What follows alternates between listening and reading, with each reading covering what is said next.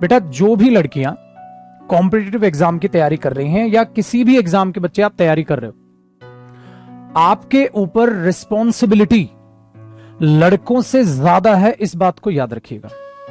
क्यों है वो मैं बताता हूं। बेटा आज भी कई जगह ऐसा पाया जाता है कि आप देखते होगे कि वहां ये आप भेदभाव देखते हो कि यार लड़कियां कम पढ़ ले तब भी चलता है।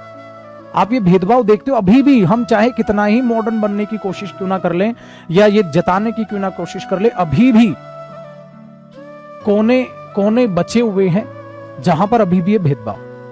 तो आपकी क्यों जिम्मेवारी बनती है बेटा जी, आज के टाइम में आप देखिए, आप किसी भी गवर्नमेंट महकमे में चले जाएं, कहीं भी चले जाएं, किसी भी जॉब की बात कर ले, बेटा आपको हर जगह गर्ल्स दिखाई देनी स्टार्ट हो चुकी है।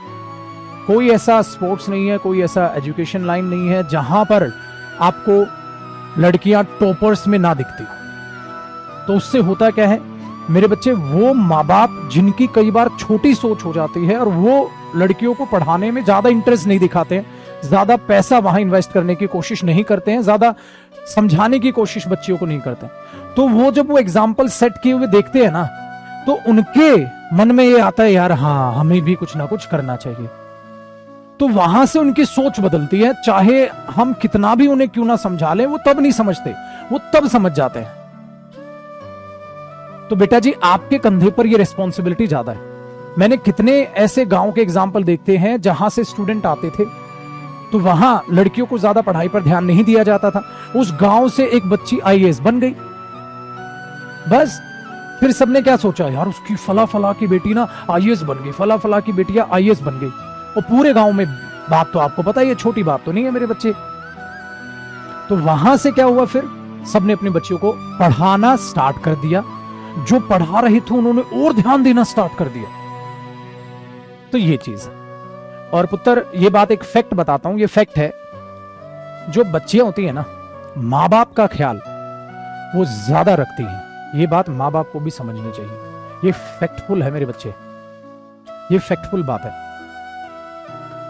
तो माँ बाप को भी मैं ऐसा मानता हूं कि बेटियों का ज्यादा ख्याल रखना चाहिए, बेटों का कम रखना चाहिए, क्योंकि वो कहीं ना कहीं अपने आप को संभाल लेते हैं।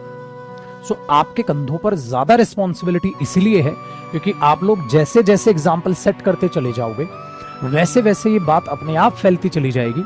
जब एक माता पिता कोई भी सरकारी काम होगा या कोई भी प्राइवेट काम होगा, जिस काम के लिए भी किसी भी वो ऑफिस में जाएंगे और सामने सामने उन्हें एक लेडी बैठी हुई दिखाई देगी, उनके मन में तुरंत आएगा यार हमारी बच्ची भी तो बन सकती है, सुधार आएगा। वो सुधार आना स्टार्ट हुआ है, इसलिए आप सब बच्चियों से मेरी हाथ जोड़ के रिक्वेस्ट है मेरे पुत्र, मेहनत करो। आपका सिलेक्शन आपका नहीं है, वो कईयों के लिए एक रोल सेट करेगा। ये बात आज कमेंट में आ गई तो मुझे याद आ गया कि यार ये चीज आपके साथ शेयर कर लेनी चाहिए।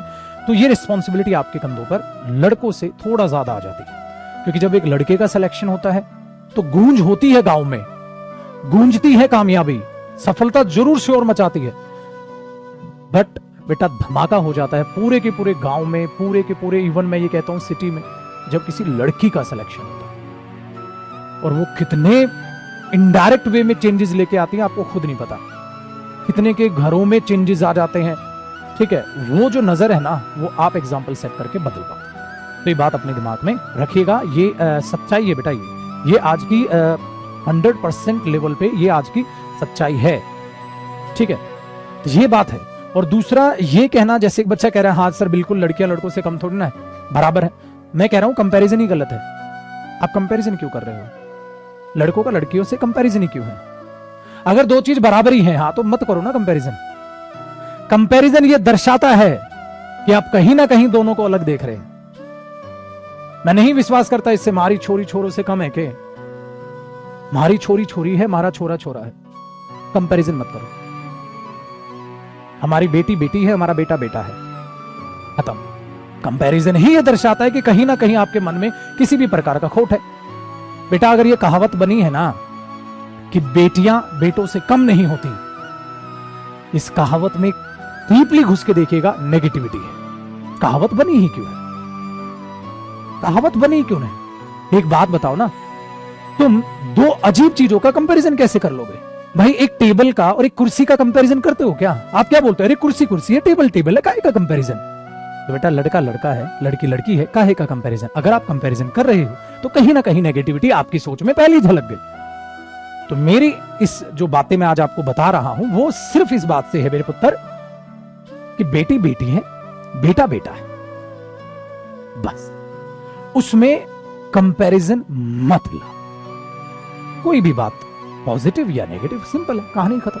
हाँ, मैंने ये बोला है कि बेटियों पर थोड़ी जिम्मेवारी ज्यादा है, सिलेक्शन या कोई भी जिम्मेवारी वो बेटियों पर ज्यादा आ जाती है, क्योंकि उन्हें समाज को आगे जाके सुधारना है। और वो सुधरेगा कब? चाहे हम कितने ही कुछ ना बोल लें। जिनके माँ बाप में ये दिमाग में बैठी हुई है ना कि बेटियों को कम भी पढ़ाओ चलता है, उनके दिमाग को हम बदल ही नहीं सकते जब तक वो ऑफिस में खुद घुस के सामने बिटिया बैठी ना देख ले। वो एग्जाम्पल सेट करने वाली बात। आई थिंक आपको मेरी बातें समझ आई होगी। और बेटा आने वाला समाज आप लोगों को ही चेंज करना है। आप पढ़ लिख लोगे, आगे बढ़ते चले जाओगे तो चीजों में सुधार आप लेते चले आओ। सिंपल सी बात ये है, ठीक है ना? तो बहुत सारी चीजें हैं जिनको आप जानते हैं बट आप अनजान बनते हैं, तो ध्यान रखिएगा, ठीक है ना?